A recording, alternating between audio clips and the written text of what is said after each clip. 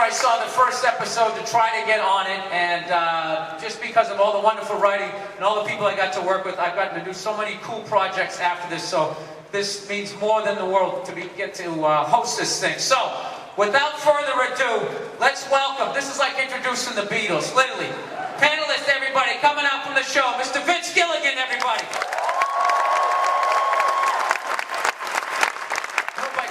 Right over. I probably already screwed this up. All right.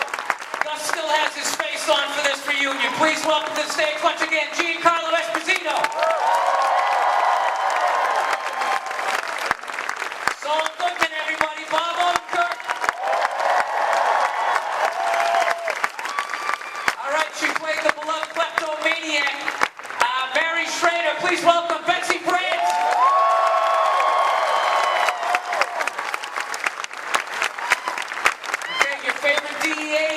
Living next door, Hank Schrader. Please welcome Dean Norris.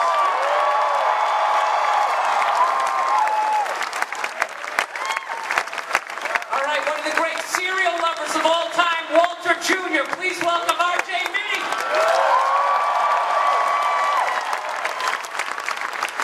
And of course, where would Walter White be without his better half, played by Skylar White, played by Anna Gunn.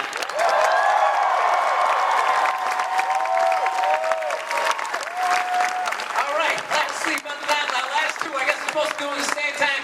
Yeah, bitch, she played Jesse Pinkman. Aaron Paul.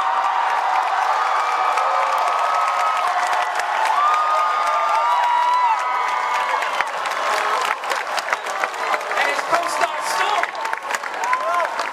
And the man who brought the danger, Walter White himself. Please welcome Bryan Cranston.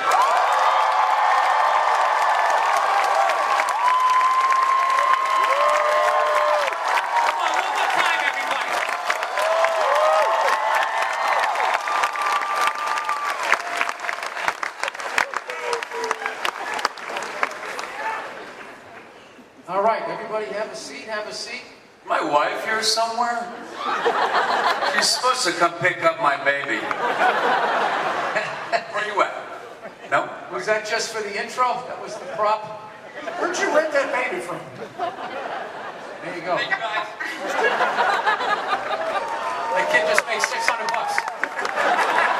Yes, walk out. That's a SAG rule. $600 a hard way. That's right, 600 the hard way. Had to go to hair and makeup, try on like 20 of those different little outfits till they got the one that fit right. It was a nightmare. Well, welcome everybody. Thank you so much for coming out and doing the reunion. The first thing I want to ask you guys, it's been 10 years since you guys all have seen each other. Recently you got together, you did the Entertainment Weekly cover shoot. What was it like to get the whole gang back together? It's great. I'm amazed the RV still ran. We shot it on the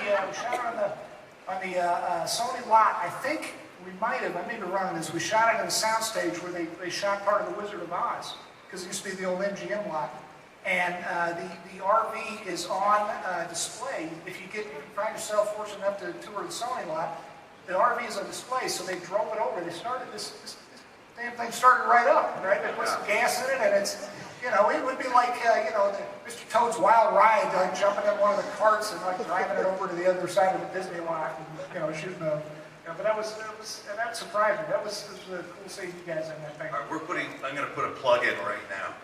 We're doing a charity event on omaze.com/breakingbad. You can come we'll fly one winner out and a friend out to Los Angeles.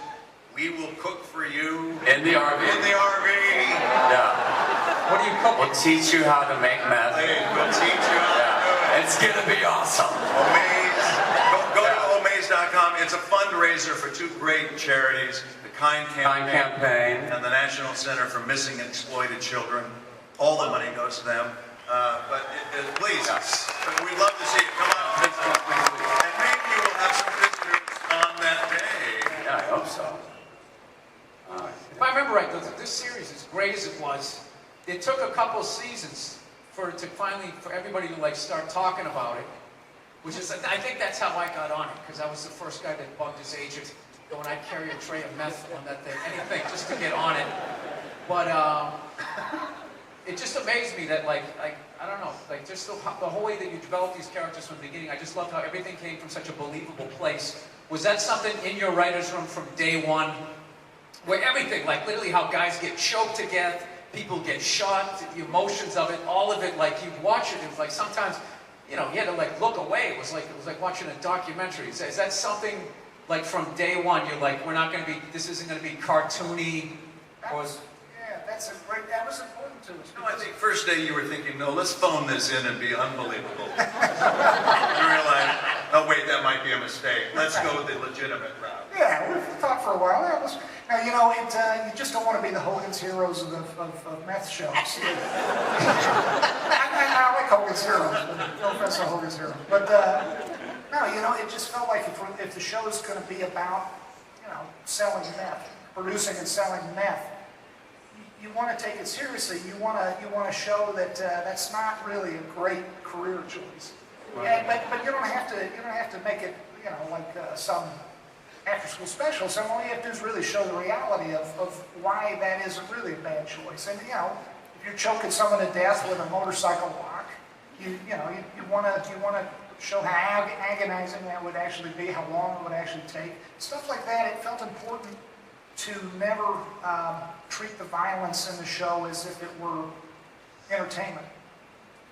There are some show-stopping scenes that center around violence and Breaking Bad in the 62 hours of the show, but you don't want people thinking it's just popcorn and entertainment. There's got to be consequences. There always had to be consequences on this show, and you know, failing that, you're not doing really the audience justice or the show itself justice.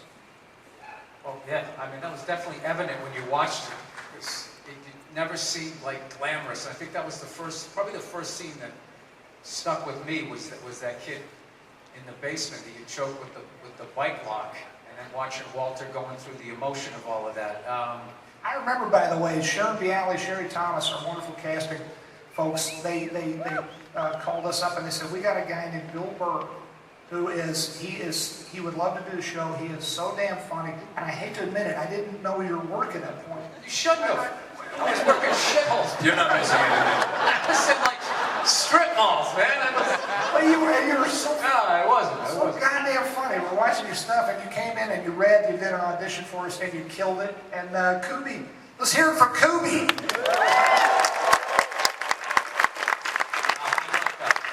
Because I looked like Ron Howard. I didn't know I was going to look like him my whole life, but yeah. So I didn't get a chance to play assholes, which is what I was. So I kept playing, you know, the guy next door. So thank you for that.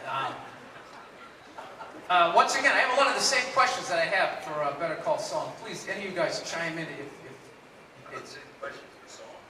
Well, as far as like, how did you know, like, did you know where this is going? Just how this whole thing, like, unwinds. Like, how do you write something and it just never veers off course? There's been a lot of shows that start great and it's like a giant pizza dough, and then all of a sudden it just gets ridiculous, and you're like, this doesn't even make sense. I'm not named shows.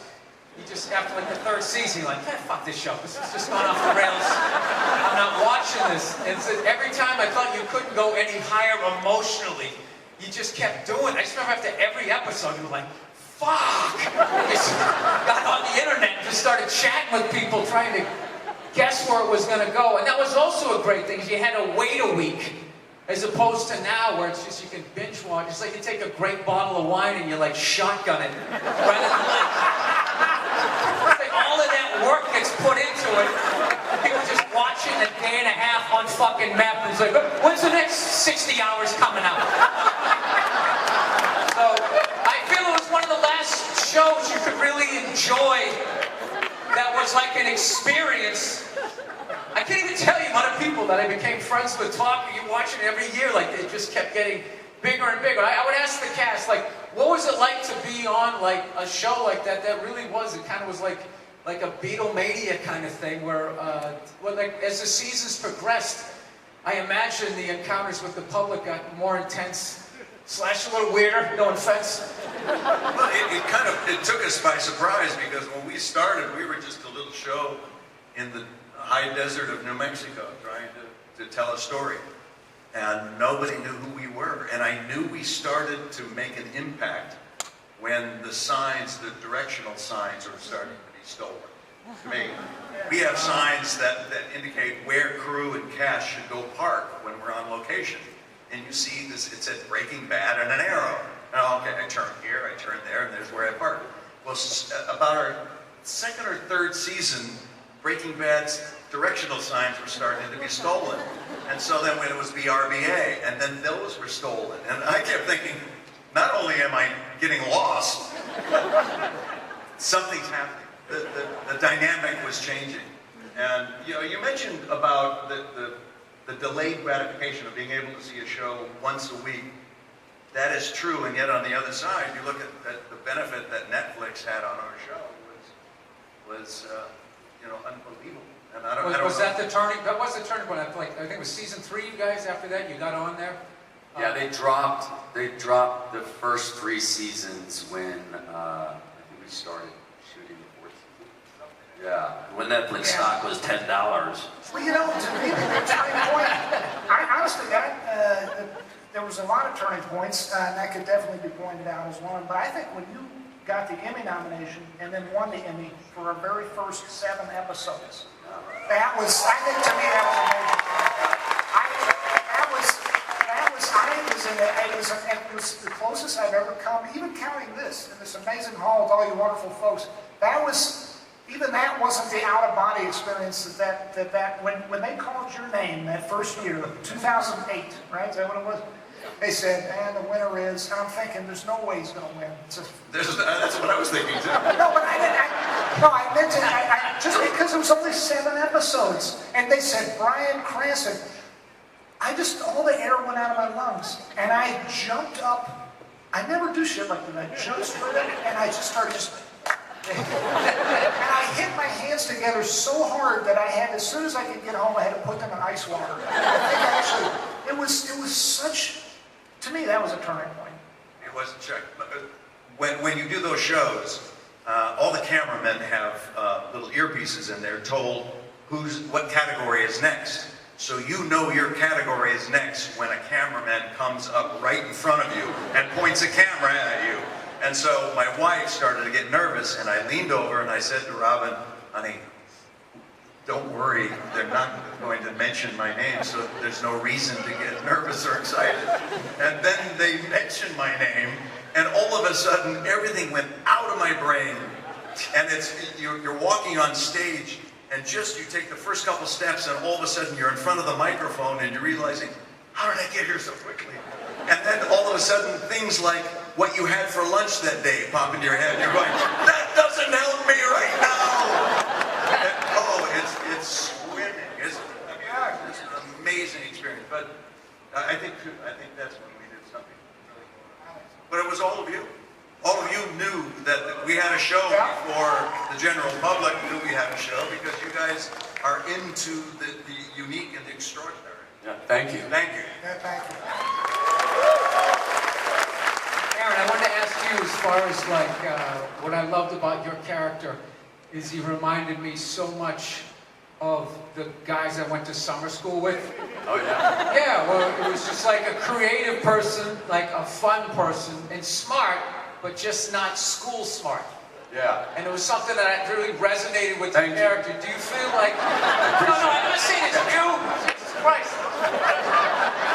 Oh, I'm Jesse. just saying Jesse. Yeah, Jesse. Okay, yeah. So I was wondering, to this day, do you feel the guys like me who went to summer school, coming up to you, because you're kind of like our guy. I don't know what it is. The guy that made it, man. Yeah. Somehow made it. You did it. Yeah, it's great. It's great. I love Jesse. I mean, I really do. I love that guy so much. I mean, he really is such a big, big part of me. I miss it. I do, and I miss you all. I miss the show. It's just so. What's that? I'll bring it back. Well, man, Vince. Am I allowed to ask, is there a chance that maybe a cast member who I may or not be talking to right now has a chance of being on Better Call Saul at some point? Or possibly...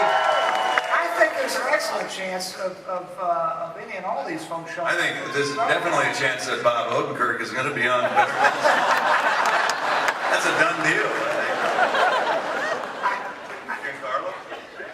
I will say, because Peter and I mentioned it on an interview we did earlier today, because we never want to jerk you guys around and play games with you. You will not see Walt or Jesse in season 4 of Better Call Saul. And, not to be a downer, but just, we hate jerking folks around. We don't want to say, oh, yeah, it can happen. And then you wait the whole season and it never happens. But I would suspect that we'd be sorely remiss if these characters didn't appear on the show before it ended. So, but we love all these guys. That's why we're still. That's a. Hello, there you go. Hi, Agent Schrader knows Saul. Remember the first time they meet? So. That's right. That's right. These guys seem to have a healthy dislike for each other the very first time they're on camera together. Yeah. Something bad happened. Let's find out what it is. Oh, we have a question here for Betsy. It says, you said in past interviews, one of your most frequently asked questions you get from fans is, why does Marie wear the color purple? Was that your idea? Can you talk about where that idea came from? Kathleen DeToro, our costume designer for the pilot in first 5 seasons? Most of the show. Wonderful costume designer. She gave everybody a color, so we all had these colors, and I just really, I didn't have so much material on the page, so I was working with what I got. I said, well, I think if Marie has a color, it is her color. I think she is tightly wound. I think that she's slightly obsessive, mostly because just the way that Vince would describe her when I met with you. I also realized during the pilot, because Vince was really tired and he had a lot going on, and it seemed like if I asked him when he was really, had a lot of, was in the middle of everything, you would kind of agree. I got 2 things. I got purple, which really came to bite me in the ass by season 4. It was like, what else could I wear that's purple or have in my home? And then my job. Yes, tell them about that. Yeah. I went up to Vince and I said, what do you think she does for a living? And he said, I don't know, what do you think?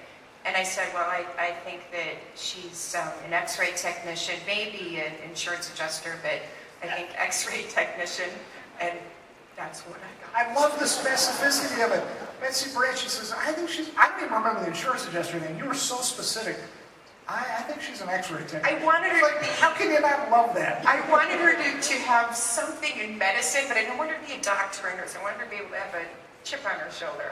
And it worked out. And I also thought she would dress up like she's going to the disco when she was around Sailor Moon. See, purple's the color of majesty, royalty. I think that's part of it too, I think. Universally flattering.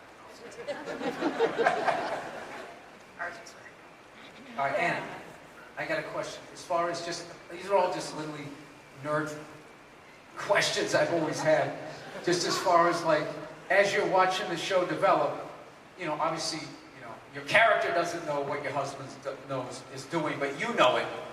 How did you feel did you guess the direction that was going to go, that she was going to kind of get on board?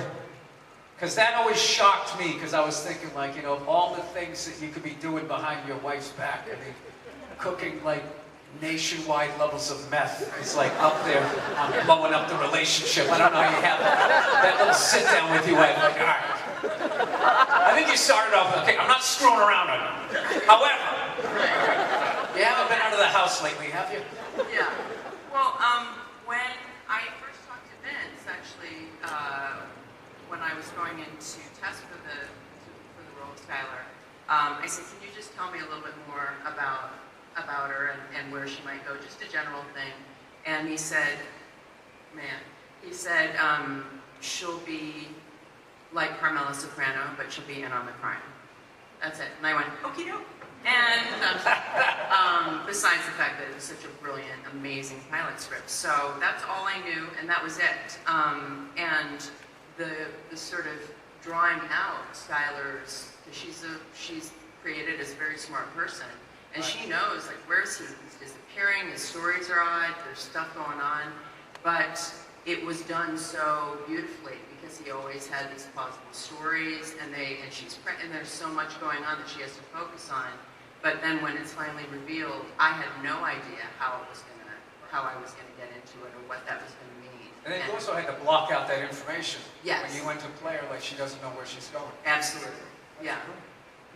You made our lives so hard because you are so smart, and that is a large part of the reason why Skylar is so smart. And it was the hardest.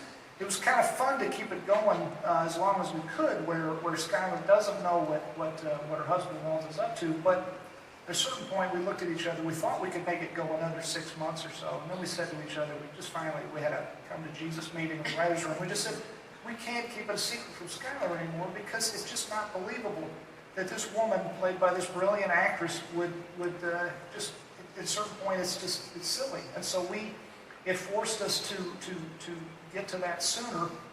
And by the way, that's good advice to any writers out there. Don't get too in your own head about where you want your character or your story to go. You got to listen to your characters. They talk to you when you're typing away, and they're telling you things. And the actors who embody these characters they're not necessarily literally telling you things, but you're learning a lot from them, and you gotta go with the flow. And yeah. I thought that the advice you were going to give is, if you're cooking meth, tell your wife right away. Don't wait. Yeah. It'll just be a mess.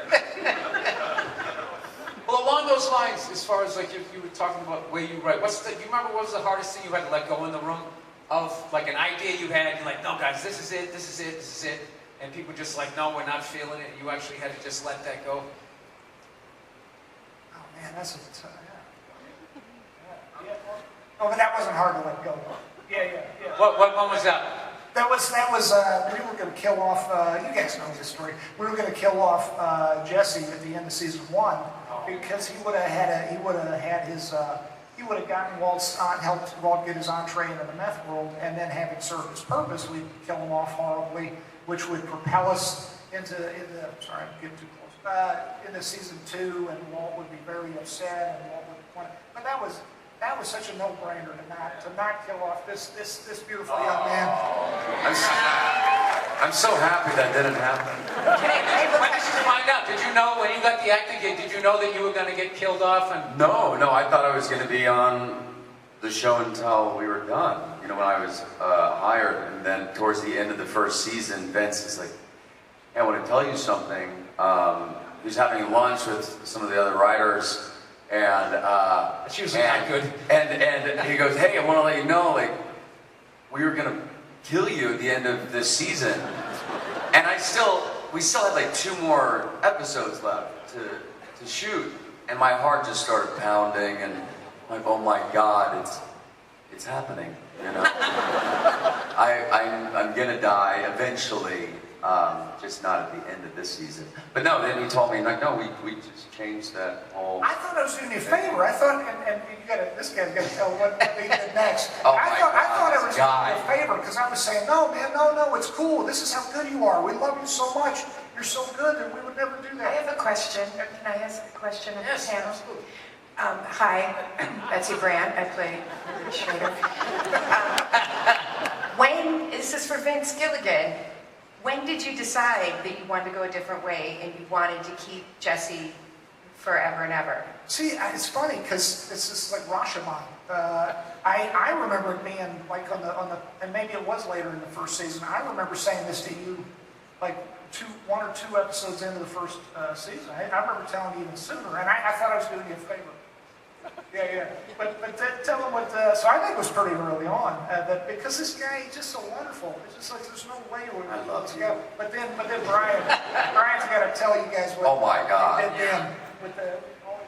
Constantly, yeah. No, I would get a hold of a script and tell, even if I didn't read it first, I would walk up to Aaron and go, Did you read it? oh man. No, he's like, he came up to me the first time he did it.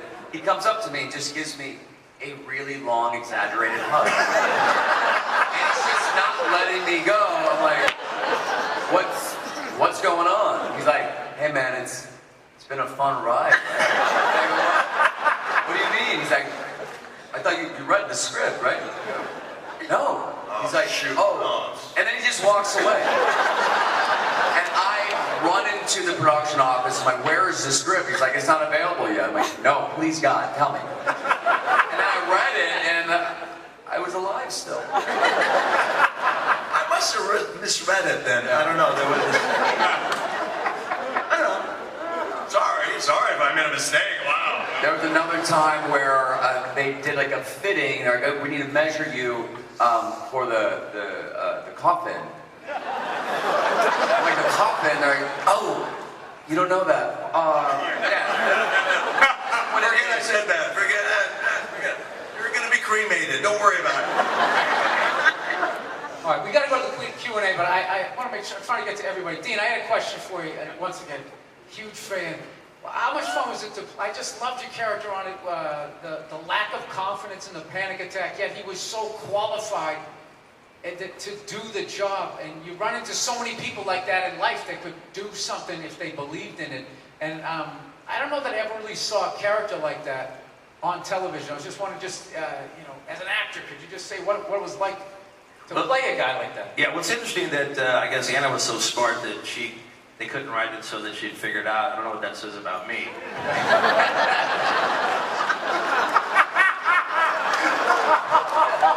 Well, the show was still over. can't figure it out. I guess I was a tool. So they said, fuck it, let them, couldn't figure it out to the end. I stepped into that one. Well, Actually, I thought what they really did something really well was that they made it believable to me that he didn't figure it out. I thought that was really smart writing. I always bought that a smart DEA agent, even in this situation, wouldn't have figured that out until when he did figure it out. and then just how you figured it out, just the whole metaphor. On the cam. A holy shit moment. There was so many great, all of that stuff. I was worried he was going to die then. Do you remember we were shooting at the house and everything was redacted and it just, he's on the can and I was like, oh my God. I said, Vince, please tell me Hank is not going to die some very sad Elvis Presley death on the can. So close to the end of the series, like, Was that a big thing for all of you guys? Would you always look at the script like, am I going to die in this one? Depending on your storyline? Yeah, well, you never know, you know? All right, well, before we open it up, I just want to thank you once again, Vince, for giving me the roles. It was incredible. And all of you guys, I didn't get to you, man, your moment when you, like, F you killed Hank. I'll never forget that. The stillness, the way you played Gus. I love all of it. You guys are geniuses. One more time. Round of applause. There you go. All right, now we get to open it up to the fans here. First Yes. It's funny, you're right, I did. It's been a long time since I used that expression, but I was really young and stupid when I said this, because what I meant at the time specifically was, I never knew the show would turn into this. I never knew it'd turn into a tiny, teeny fraction of this. And I wanted to see if we could start with a character who's very empathizable, sympathizable, a guy we love, a guy we rooted for, and if we could shake off all of the fans of the show one by one like dog ticks. We just week in and week out have everybody say, a week at a time, oh my God, I really loved Walter White, but man, he went too far this week. Well, I hung on for another season. I don't know what I was thinking trying to shake off viewers, but I will say, the harder we tried, the tighter you guys hung on. And I mean, and he's a fascinating character. I mean, he's just, and all credit to Bryan Cranston for any other actor. There's, any other actor, no matter how talented. And by the way, what a murderer's row of talent on this stage with these actors.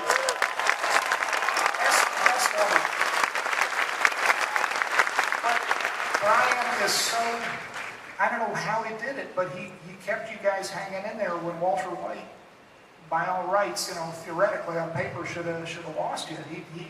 He's the reason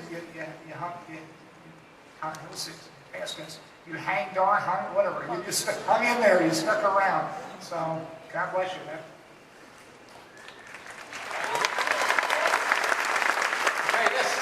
Hi, first off, I just want to say congratulations, Aaron, on becoming a dad. And thank you all for making the greatest TV show ever. And my question is, what was the most hardest or most frustrating scene to film in the series? That's a good question. I want to hear from this handsome young man in the middle. What was the hardest scene, RJ? I'm talking to you, RJ. I'm talking to you. Young, RJ, young. What'd you say? No, I think everything was very well written. We fell into it and it really absorbed us. I think for me personally was when Walt Jr. finds Walt and me and Brian had a conversation that night about just the emotional level of that. And my grandfather had emphysema at the time. He passed, and it was kind of that same conversation was happening in this moment, just with cameras.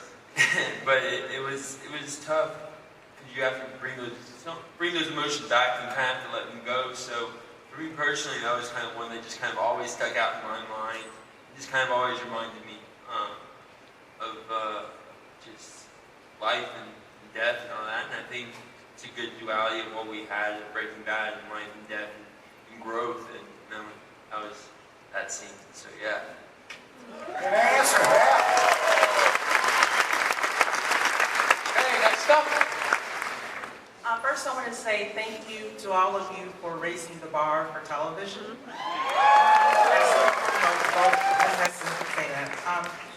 have two quick questions. For Vince, with such a diverse universe, are we ever going to see life post Breaking Bad for Jimmy or pre-Better Call Saul for Gus? And for Brian and Aaron, in your Omaze vid, you mentioned a reboot. But what about a reboot for Malcolm in the Middle with Aaron as your long-lost son?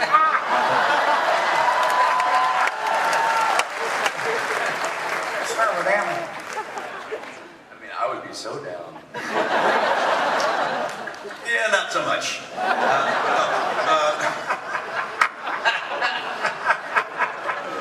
Yeah, there's something that, thank you for the comments. First of all, we're all very proud of our show and Better Call Saul. And I think in some ways, it's best to leave it alone. That you want to think back on it favorably and say, I don't want to mess with it. It was a perfect opportunity for all of us. It changed all of our lives. And this man on the end here, Giancarlo Esposito, was...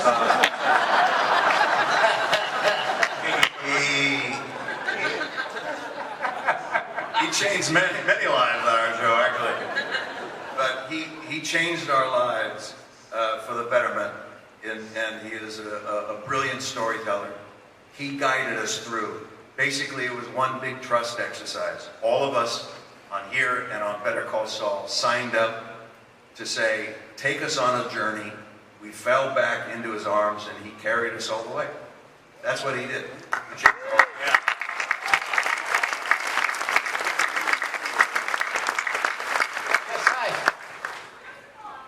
I just wanted to ask, well, first I want to say that I'm a huge fan of Breaking Bad and the prequel Better Call Saul. And my question is, which actors had the most creative input and what did they bring to the table? How's he say? What's your favorite? I wanted Marie to be yellow. And she, we had then you would hurt novice. They all had equal creative input, and they're all, because they're all brilliant actors. And it was just an absolute pleasure working with all of them. And they were, and here's other than there's input in a couple ways.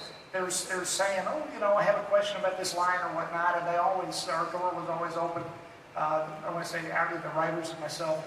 But there's something else that needs to be stressed. Every one of these wonderful actors on this stage brought themselves into these roles in ways that I'm not even sure they are fully aware of.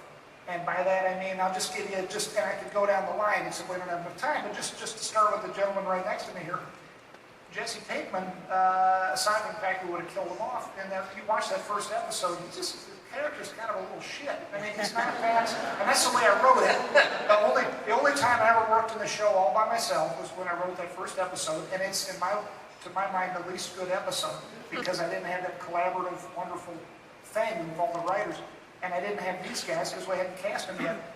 The character after that first episode, he turns into this multi-layered, complex, interesting, troubled, wonderful, beautiful character. I mean, he's still a bad guy, he's still a meth dealer, but he has a soul, and in a sense, he's one of the multiple moral consciences of the show, other than Skyler and other than Hank. He's the guy in the midst of the meth trade who actually is kind of a moral voice. None of that would have happened if Aaron wasn't Aaron. We took cues, unbeknownst to them sometimes, we took cues off these actors. We infused the writing with their actual personalities, even if they didn't know it at the time, and they made the show richer, more complicated, more interesting. They made the storytelling deeper and better. And if it weren't for them, the show, if we just stuck with the sort of less dimensional stuff I was writing all by myself, I don't think we would have been invited here to talk to you guys today. So thanks to all of them. Yes, sir. My question is for Bryan Cranston. Since we touched on Malcolm in the Middle, I just was wondering if there was anything from your character in Malcolm in the Middle that you brought to Walter White. The underwear. Which I'm still wearing. And it's 2 sizes too small now. I'm a little bindy. Hey, if we're going to be talking about other shows too, when did you come up with the idea for BoJack Horseman? Were you doing the show? I mean, during the time of the show? Well, by the way, I love his house. Oh, the pool off the cliff. I mean, it's a great house. Well, it wasn't my idea, but sadly, no. Right when I wrapped Breaking Bad, the moment I wrapped Breaking Bad, I read this 6 or 7 page spec, and they asked if I wanted to kind of sign on to develop and produce and star in it, and we just pitched it around. So found a home at Netflix, but yeah. Opportunities like everyone has. Very lucky, very lucky. Yeah. Go Todd. All right, next question. I was wondering, when you were thinking about spin-off projects, did you always know that you wanted to explore Saul's character, or did you think that maybe like Jesse's character deserved a little prequel? Any of these characters represented by these actors up here could have their own spin-off. I'm not saying they all will. Don't take that, but just if we run out of time. There's a chance. Anything's possible, but the Saul Goodman thing started. Bob, you should talk about this. What was your? It kind of started as a joke in the writers' didn't room. help at all. But it was somebody made a wisecrack when we did the first scene with Brian, me and Brian in the Saul office. That can I get a job on the sequel? And everyone laughed. I think it's because it was kind of an outsized character for a kind of a guest role to come in and be that big and loud, and they kind of stood out a little bit. But then it really was the next year that you came to me in the office and said, "Hey, you think there's a show there? I think there might be a story to tell about that guy." And I really somebody asked us in our panel too, is like, how much we help with the story. I don't help at all. I don't help because these guys are so good at writing this stuff, and I would not like to make it worse. I'd like to like it great. So I also didn't help with the sequel or the prequel or whatever we're doing. I just stood on the sidelines and Skilligan and Peter Gould, who wrote the first episode that featured the character of Saul in Breaking Bad, an episode called Better Call Saul. They wrote, created, and invented entirely the show Better Call Saul, and I am an actor who was hired to play the part. I'm lucky to have gotten that. I didn't help at all. All right, The Dark Knight, what do you got? You're goddamn right. Gus, definitely Batman approves. No, I just was wondering, are you guys, last year in Fear the Walking Dead, there was a little Easter egg related to Heisenberg. I was just wondering if you guys knew anything about the Walking Dead crossover theories and if there was anything in the works. I love this theory. Do you know about this, Vince? Yeah, the theory of that Walter, well, you tell him, you know about this, right? The Walter White's meth, his product is actually caused the zombie. The zombie apocalypse. Well, and Walt is dead now, so he could be a zombie right now. You never know. Walt, Heisenberg zombie. And the idea that meth. You know, my agents are out here. We should talk about that. I'm watching. That was a kick hearing that, because that's two great shows, Walking Dead and Fear the Walking Dead. I got a big kick out of hearing that. That was awesome. I love that theory. Yeah. I don't know where it started, but I love it. What's that? Oh, okay. Right on. We'll get you a microphone. I love it. Nice. Thanks. For people that are trying to learn about the process of storytelling, first to Vince, what is the purpose of telling the story? Because I'm trying to think, especially when you mentioned that some of the characters' directions changed as you were writing. Do you start out with a purpose, or are you just simply trying to tell the story? Or a story that you're allowing to evolve? And if there is a purpose, I was hoping you could share that. And same also with Brian and Aaron. How do you guys view the purpose of the story of these characters? It's surprisingly simple. It's just, it takes a lot of work. But all we ever did on our best days in the writer's room is we said to ourselves over and over again, where's Walter White's head at right now, right this minute, in the story? As you try to figure out how to move forward, where's Walt's head at? What does he want? What obstacle is arrayed against him? Because that's the heart of drama, is that every character wants something, and in drama, there's always something arrayed against that character getting what he or she wants. And we did that with all the characters: Walter White, Jesse Pinkman, Skylar White, on down the line. There was always a question of what is arrayed against that character. That's really all we did over and over again. But you have to have the self-discipline to ask yourself the question 10,000 times a day and then abide by the answer and not try to fudge the results. It's a little bit scientific. You can't fudge the test results. You have to be honest in your appraisal of what it is they want, and then you have to abide by it. You have to not try to cheat. You say, oh, we got this great thing where Jesse pilots a blimp in this episode. I don't know how we'll get him into the cockpit of the blimp because he's scared of heights, or we'll make it happen. Once you do that, then your show's you've kind of shot yourself in the foot. Okay. All right, we got time for a couple more. I have to go quickly because there's a lot of people who want to ask you. First, Brian Vicente, you used to work with my dad. His name is Elliot Webb, if you know him. Yes, I do, yes. I'm his son.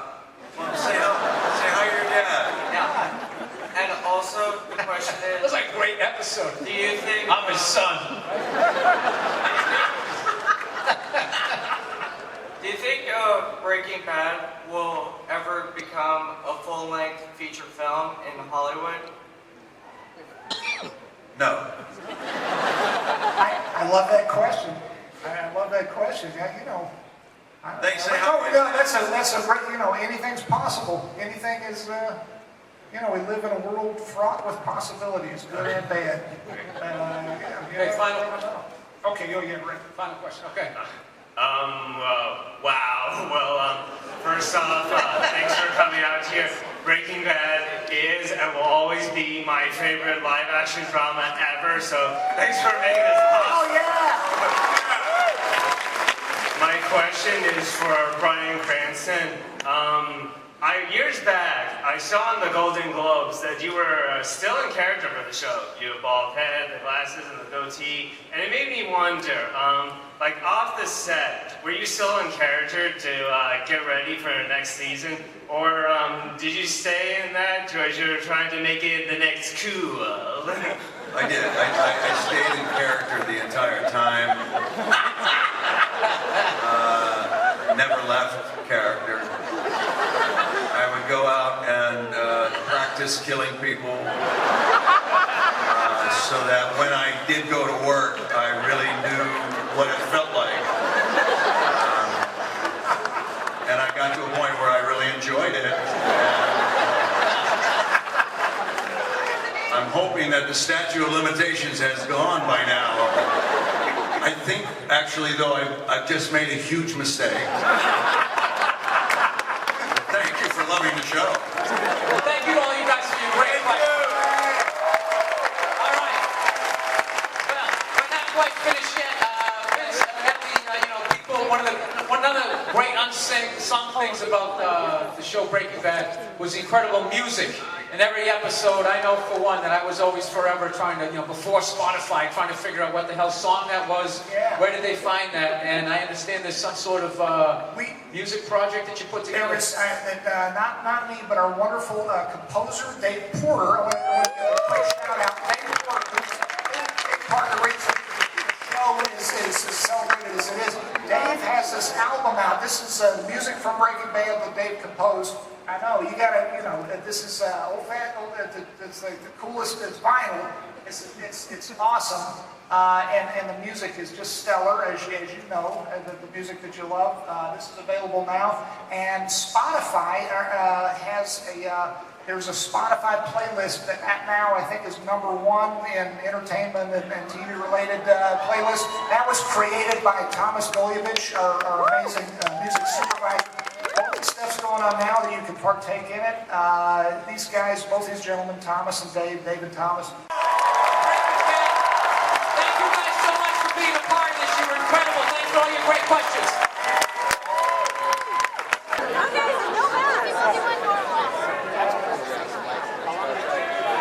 Ladies and gentlemen, coming up next in Hall H, our final panel of the evening at 5:45, Assassination Nation panel with Cast and the Russo brothers.